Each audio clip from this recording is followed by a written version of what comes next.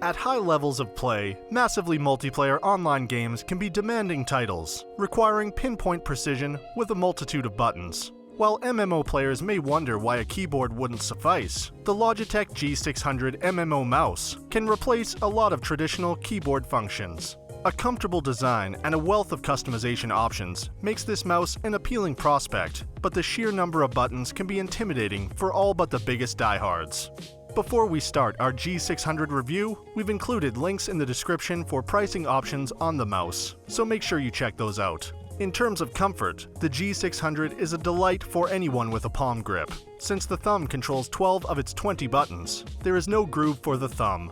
Rather, the index finger controls the left button, the middle finger controls the right button, and the ring finger rests on a third button that activates the mouse's macro controls. At 4.69 ounces, the G600 is a bit heavier than the standard gaming mouse. And at 4.6 by 2.9 by 1.6 inches, it's quite a bit bulkier too. However, the heft makes the mouse feel substantial and satisfying to use. Those who prefer to use claw or fingertip grips should take heed. This is not the mouse for you. To accommodate the 12 thumb buttons, Logitech made the mouse tall, and you have to stretch your fingers across it. Claw users will find their grip inefficient, while fingertip users won't be able to click the left button at all. The thumb buttons themselves are the mouse's main draw, but what they offer in versatility, they lack in distinctness. Each button has a slightly different feel, but not quite different enough. Learning to navigate among 12 buttons with just one digit takes some time. Doing so when the buttons differentiate themselves only through very subtle contours means that you'll be making a lot of mistakes at first. The G600 is a comfortable mouse overall,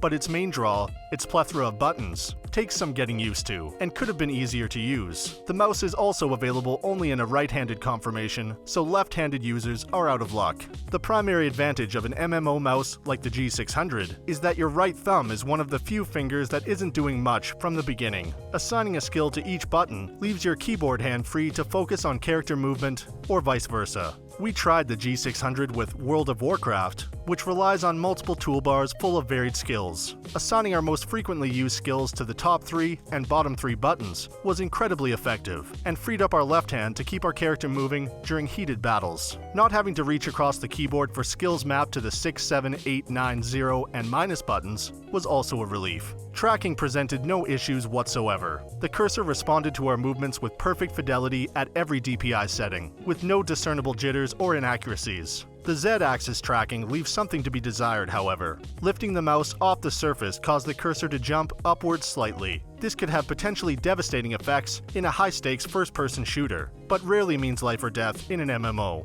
As an all-purpose gaming mouse, the G600 is surprisingly useful in some cases and a bit of a hindrance in others. For example, while playing StarCraft 2, we were delighted with how easy it was to assign different units into squadrons and access them without ever having to grapple with the keyboard. On the other hand, the extra buttons added nothing to first-person shooter BioShock Infinite. While the mouse itself was responsive and functional, its unwieldy shape and unusual size made it marginally harder to aim and fire. You could use the G600 for general gaming, but it's designed with one genre in mind, and doesn't make many concessions to others. So that sums up our Logitech G600 review. We hope you enjoyed. If you did, please leave a like, and if you're new here, hit that subscribe button. Until next video, have a great day.